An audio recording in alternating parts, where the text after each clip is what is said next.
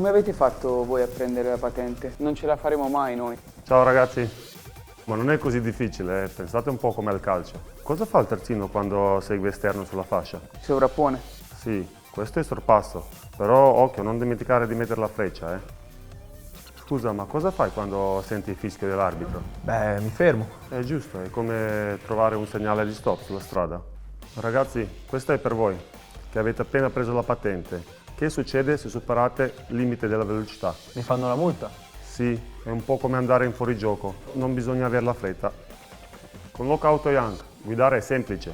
Studia e consegui la patente. Scarica l'app Locauto Rent e noleggia un'auto con Locauto. Guida con prudenza. Visto?